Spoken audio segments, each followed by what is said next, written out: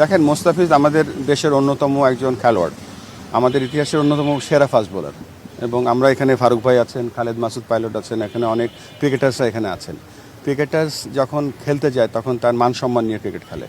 So আমরা সকলে যে ক্রিকেট বোর্ডের কর্মকর্তারাও যারা আছেন বা ইনক্লুডিং মি, আমরা এটা ভালোভাবে নেই না কখনো কোনো ক্রিকেটারকে যখন কোনোভাবে অসম্মান করা হয়, সরি। এবং এই জন্য আমরা সকলে মর্মাহত। এখানে ফারুক ভাই আছেন, সাকওয়াত ভাই আছেন, এরা আপনাদের।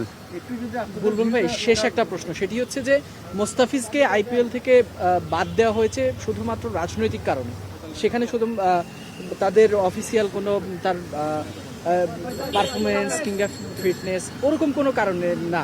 সেই ক্ষেত্রে আপনারা কি বিসিসিআই থেকে তাকে বাদ দেওয়ার ব্যাপারে কোনো না, এখন ধরেন আইপিএলটা হচ্ছে বিশ্বকাপের পরে, ফিটনেসের কোনো কারণই নেই। যদি ফিটনেস থাকেও, মোস্তাফিজ তো বিপিএল খেলছে একেবারে ফুল ফর্মে।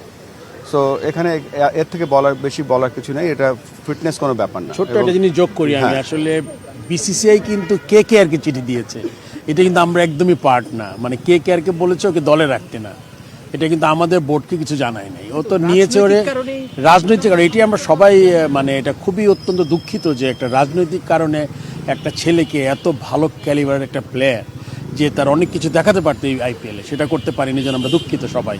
এবং এটা আপনি জানেন, শুধু মানে আমরা তো অবশ্যই দুঃখিত, প্রেসিডেন্ট বলেছেন অলরেডি।